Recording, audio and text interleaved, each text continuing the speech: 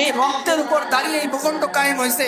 আজকে আমি আপনি কথা বলতে পারতেছি কত হাজার মানুষের ঘুমের বিনিময়ে, কত হাজার মানুষের রক্তের বিনিময়ে, কত হাজার মানুষের পরিশ্রমের বিনিময়ে তারা যদি আবেগে হইতেন, যদি ক্ষমতাসীনদের বিরুদ্ধে না দাঁড়াইতেন, যদি তারা যুদ্ধ জিহাদ না করতেন, নিজের জীবনকে বিলিয়ে না দিতেন, নিজে কমফোর্ট জোন থেকে বেরিয়ে এসে যদি এক আল্লাহর জন্য জীবনকে উৎসর্গ না করতেন, হয়তো এরকমটা হয়তো মক্কার মুশরিকদের মতো আমরা আল্লাহর কথা বললে আমাদের টুটি চেপে ধরা হয়তো।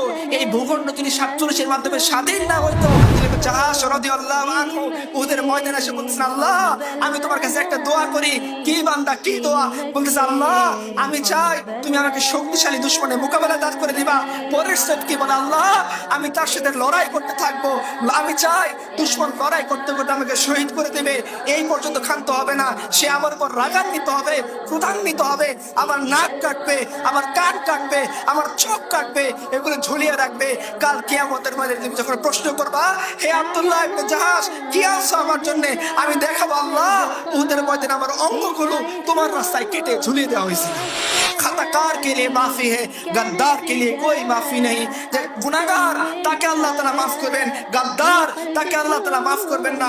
আমরা একটা ছোটখাটো মিনি গদ্দার যারা বলি আল্লাহ এই জমিনের মধ্যে তোমার দিন চাই, যারা বলি আল্লাহ এই জমিনের মধ্যে তোমার শরীয়ত চাই, যারা বলি আল্লাহ এই জমিনের মধ্যে আমরা ইসলাম পরিচয় ধারণ করে বড় হতে চাই, এই মানুষগুলো যখন চাকরির সুযোগ আসে তখন দাড়ি কেটে দিয়ে চাকরির লাইনে দাঁড়িয়ে যায়।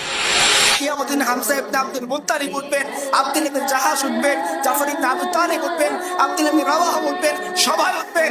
তার দেহের মধ্যে ক্ষত থাকবে, স্বয়ং রাসূল উঠবেন, তার চেহারায় আঘাত থাকবে, তার দাঁত ভাঙা থাকবে, তার মাথায় লোহার টুপি ঢুকে যাওয়ার আঘাত থাকবে, তার শরীর ছিন্ন বিচ্ছিন্ন ক্ষত বিক্ষত থাকবে, দেহের মধ্যে কত আঘাত আল্লাহ রাসূল সাল্লাল্লাহু আলাইহি ওয়াসাল্লাম দাওয়াত দিতে গিয়ে পাইছে। আর তার চেহারার দিকে লক্ষ্য করে থুতু নিক্ষেপ করছে, ধুলি নিক্ষেপ করছে। তাইফের ময়দানে রাসূলকে ঢিল ছুটতে ছুটতে তার পা মোবারক জুতার সাথে আটকে গেছে। এই দুশমনের আঘাত থেকে বাঁচার জন্য তিনি যে একটু দ্রুত হাত পা চালাবেন সেই শক্তি তাকে নষ্ট করে দিয়েছে। এত আঘাত রাসূলকে করা হয়েছে। আরে রাসূলুল্লাহ সাল্লাল্লাহু আলাইহি সাল্লাম কিয়ামতের ময়দানে তার চেহারায় আঘাত নিয়ে উঠবেন, আমি আর আপনি ফেয়ার হ্যান্ডসাম মেখে উঠবো?